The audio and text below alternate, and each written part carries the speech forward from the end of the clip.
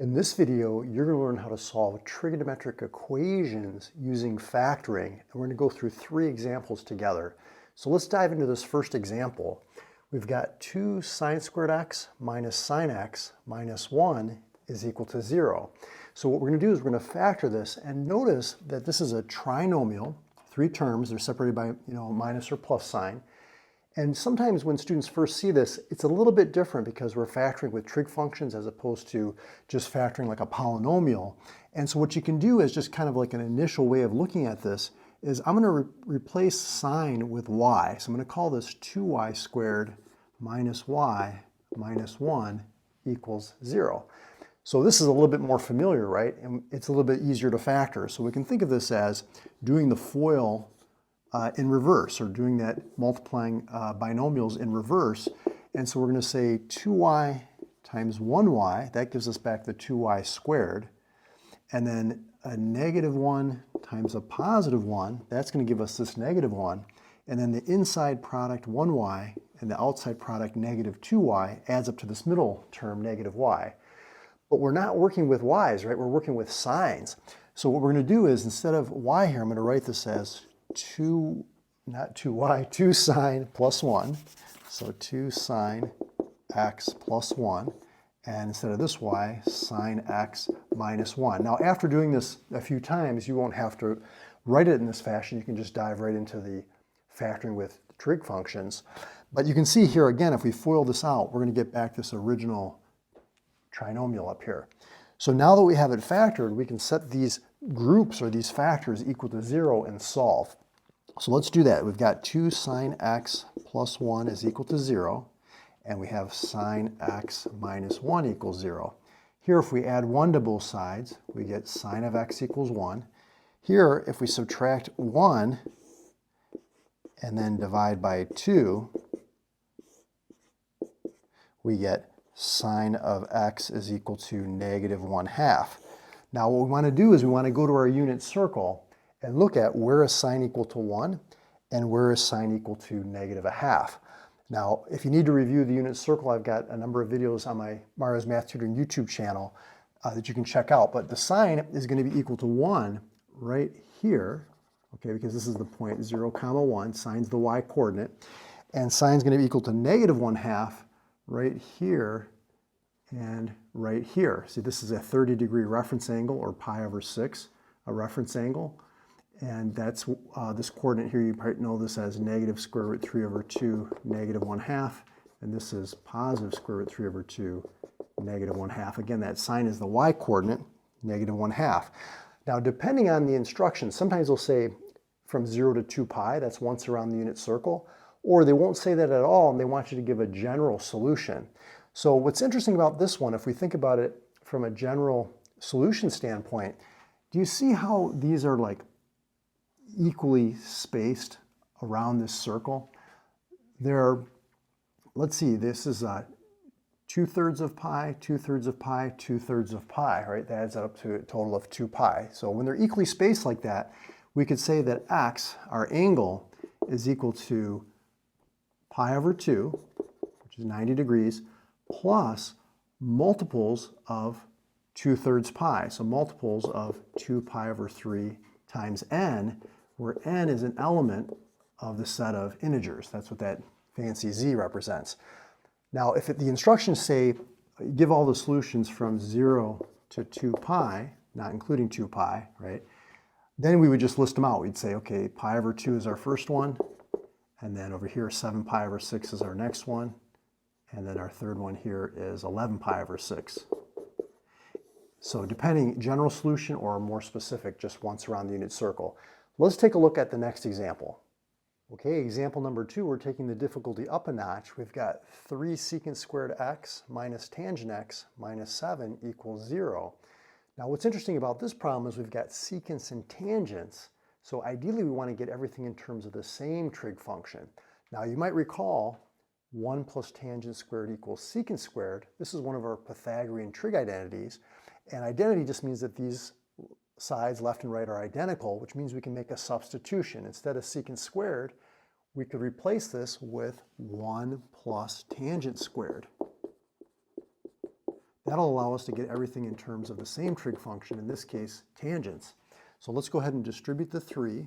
That gives us 3 plus 3 tangent squared x minus tangent x minus 7 equals 0. Let's go ahead and write this in descending order from the highest powered term here to the lowest. Negative 7 plus 3 is a negative 4. And now we're going to factor this trinomial into two binomials. So if we factor this, it's going to factor into 3 tangent x, and over here we'll have 1 tangent x. That multiplies to 3 tangent squared x. And then minus 4 and plus 1, that multiplies to negative 4. And then we can check the inner product, negative 4 tangent x, and the outer product, 3 tangent x, adds up to negative 1 tangent x, our middle term. Okay, great. So now that we've got it factored, we can set each of these factors, each of these groups equal to 0 and solve. So let's go ahead and do that. We've got 3 tangent x minus 4 equals 0, and tangent x plus 1 equals 0. Subtract 1 from both sides. Tangent of x is equal to negative 1. Over here, add 4 and divide by 3. We get tangent of x is equal to 4/3. Okay, now let's go to the unit circle. So where does tangent equal negative 1? Well, remember, tangent's the y divided by the x. So that's going to occur right here and right here at these 45-degree reference angles, or pi over 4 reference angle. So that's going to be right here and right here. This is 3 pi over 4, and this over here is 7 pi over 4. You know these coordinates as negative root 2 over 2, positive root 2 over 2. And over here, this is root 2 over 2, negative root 2 over 2. And remember, tangent's y over x. So anything divided by itself is 1. Positive divided by negative is negative 1. And then over here, where does tangent equal 4/3? Now that's not one that we know on our unit circle. So we're going to have to go to our calculators. Make sure you switch your mode to radians. So sometimes people will comment and say, I got a different answer, and that's because your mode is not in radians. So just check that quickly now. We're going to have to do the tangent inverse when we're interested in solving for the angle. So you might have to press your second key. So second tangent, that gives us the tangent inverse, 4/3. Okay, now I'm getting 0.93. I'm rounding a little bit. Now remember, this is 0, this is pi over 2. Pi over 2 is approximately 1.57 radians. So 0.93 is going to put us somewhere about here, okay, roughly. Okay, so this is 0.93 radians. Now, where else is tangent positive? Well, we know tangent's positive in the first and third quadrants. So what I can do is I can draw this same reference angle. Remember, the reference angle is between the terminal ray and the x-axis. Okay, this is our reference angle. It's going to be the same as this one in the first quadrant. So what that tells me is I can go pi plus 0.93 to get this other angle over here. So I'm just going to add pi, or 3.14. That's going to give me about 4.07. So that's right here at 4.07. Okay, now if we want to write this as just from 0 to 2 pi, let's do that first. That's going to be 0.93, 3 pi over 4, 4.07, and 7 pi over 4. That's just once around the unit circle. But if it doesn't specify that, it usually wants a general solution, meaning that you could go around this circle as many times either direction. As long as you end up at one of these points, the tangent is going to equal negative 1 or 4/3, and it's going to satisfy this equation. It's going to make it true, right? So how do we write that general solution? Well, notice that these two angles, they're what they call diametrically opposed. They're across from each other, right? Which means that if I take 3 pi over 4 and I add pi, which is like 180 or like a half revolution, or multiples of pi, so every time I go halfway around, I end up at either this point or this point, right? Where n is an integer. Or these ones are also diametrically opposed, or across from each other. So we could say 0.93 plus pi n, where n is an element of the set of integers. So we have our general solution, or we can just list our individual angles once around that unit circle. Let's go to the third example. Okay, if you're getting the hang of this, see if you can try example 3 on your own, and we'll go through it together. So we've got cosecant squared x plus cosecant x minus 6 equals 0. So how do we solve that? Well, maybe we can factor this into two binomials. Let's try. So we've got cosecant x times cosecant x. That's going to give us cosecant squared x. What two numbers multiply to -6 but add to 1? That's going to be +3 and -2. And you can see the inner product, 3 cosecant x. The outer product, -2 cosecant x, adds up to that middle term, 1 cosecant x. Okay, now that we have it factored, we can set each of these factors equal to 0 and solve. So cosecant x plus 3 equals 0, and cosecant x minus 2 equals 0. Subtract 3 from both sides, and add 2 to both sides. And now remember, cosecant is the reciprocal of sine. So we could replace cosecant with 1 over sine x. And over here, cosecant x, that's 1 over sine x. And then remember, any whole number can be written as a fraction by putting it over 1. And what I'm going to do now is I'm going to take the reciprocal of both sides of this equation. So that gives us sine of x equals -1/3. And here, take the reciprocal of both sides, we get sine of x is equal to 1/2. Okay, so we're going to go to our unit circle now. Where does sine equal 1/2? Well, this is a 30-degree reference angle in the first and second quadrant. That's where sine is positive, first and second. So that means this is going to be at pi over 6 and 5 pi over 6.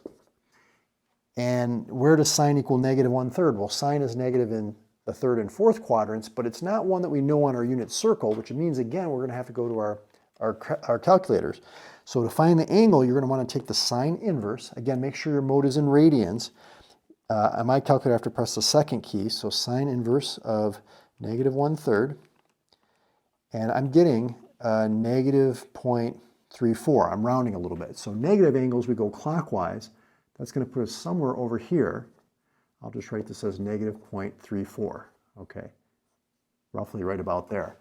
Now, it's also going to be in this third quadrant. I'm going to draw that same reference angle, okay, of 0.34, okay, but I'm going to go pi plus 0.34 to get to this spot. So I'm just going to do this on the calculator, 3.14 plus a reference angle of 0.34. I'm just using positive 0.34. I'm just looking at the positive angle. The reference angle is always positive. That gives me 3.48 right here, okay. And if I want this one, I can do 2 pi minus 0.34. So 2 pi is 6.28 minus 0.34. And that's giving me 5.94. Okay. So if they just ask for like a general, not a general solution, but from 0 to 2 pi, so once around the unit circle, I would just list these out. Pi over 6, 5 pi over 6, 3.48, 5.94. Now, just a quick note, a little hint. Sometimes students are like, Mario, how do I know if I got the right answer? I mean, 3.48 seems such a weird number. Well, what I would do is I would just go ahead and put it back in. I'd say, okay, what's the sine of 3.48? I'm going to do it right now. I'm getting -0.33, which -0.33, that's about -1/3. It's a little bit off because we rounded these numbers, right? So you can check it that way to see if you're on the right track. Same thing over here. Let's do sine of 5.94. Again, -0.33 approximately, so that's about -1/3. Now, what if they want a general solution? Okay, general solution. Now, these are not across from each other like a diameter like we did in one of the other examples. So when I write this answer, I'm going to say x, which is our angle, is equal to pi over 6 plus 2 pi n, where n's an integer, right? Or it could be 5 pi over 6 plus 2 pi n, where n's an integer. Or it could be 3.48 plus 2 pi n, we have to go all the way around. Or it could be 5.94 plus 2 pi n, where n is an integer. So that's a way to write this in as a general solution. So great job if you're able to follow these 3 examples. If you want more practice working with solving trigonometric equations, I'll put a video right there. Follow me over to that video. Let's get some more practice. I'll see you there.